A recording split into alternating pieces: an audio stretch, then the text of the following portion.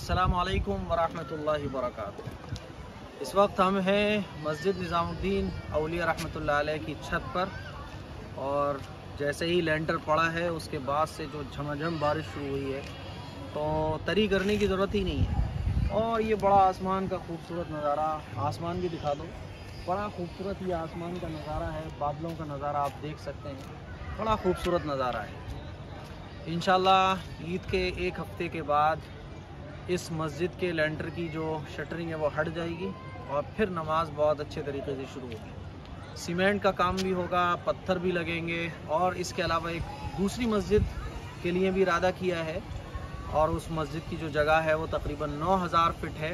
बहुत जल्द आपको इंशाल्लाह एक अलग से अकाउंट मिलेगा जिसमें आप सिर्फ़ और सिर्फ मस्जिदों के लिए डोनेट कर सकेंगे, बहुत जल्द मिलेगा इंशाल्लाह। असर की नमाज़ के बाद यहाँ हम लोग वैसे ही छत पे थोड़ी सी बड़ी सुहानी सी हवा, ठंडी हवा, जिसका मज़ा ही कुछ अलग है। वो मज़ा आपको एसी में नहीं आ सकता जो कुदरती हवा में, और जब वो ठंडी ठंडी ख़ास तौर पर बारिश के बाद चलती है तो उसका मज़ा ही कुछ और होता है।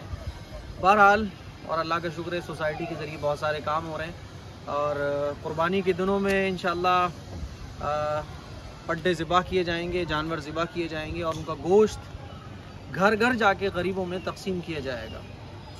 अभी नमाज के बाद ही एक साहब मेरे पास आए, बोले कि ईद के मेरे पास कुछ हिसाब नहीं है और कुछ इतना भी नहीं है कि मैं ईद वाले दिन घर पे कुछ बना सकूं।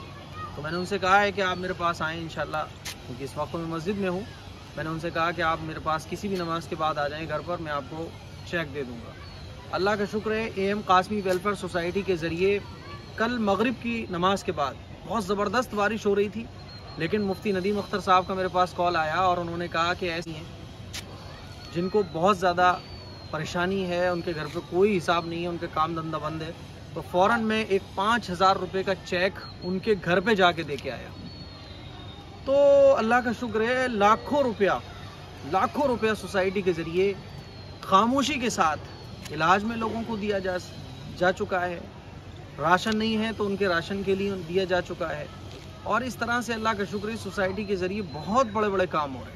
आप हज़रात से दरख्वास्त है, जैसे आप दिल खोल के ताउन कर रहे हैं अपने ज़कात से, सदक़ात से, खैरात से, इसी तरह से ताउन करते रहें। बहुत जल्द आपको मस्जिद का अकाउंट देखने को मिलेगा, बहुत जल्द इंशाल्लाह ओपन हो जाएगा, वो आपको दिया जाएगा।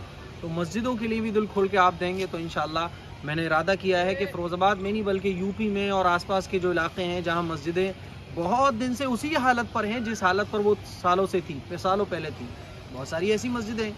तो इरादा ये किया गया है कि मस्जिद के लिए जो अकाउंट ओपन होगा उसमें जो अमाउंट हम लोग जमा करेंगे ना, वो अमाउंट सिर्फ़ और सिर्फ मस्जिदों की तामीर में लगाया जाएगा, मस्जिदों के कामों को अच्छा करने में लगाया जाएगा।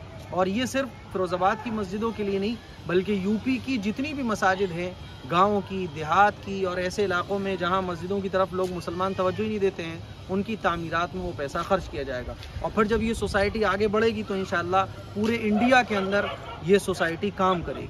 आपसे दुआओं की गुजारिश है, ये खूबसूरत मौसम में सोचा कि आप लोगों से कुछ बातें कर ली जाए। अस्सलामु अलैकुम वरहमतुल्लाहि।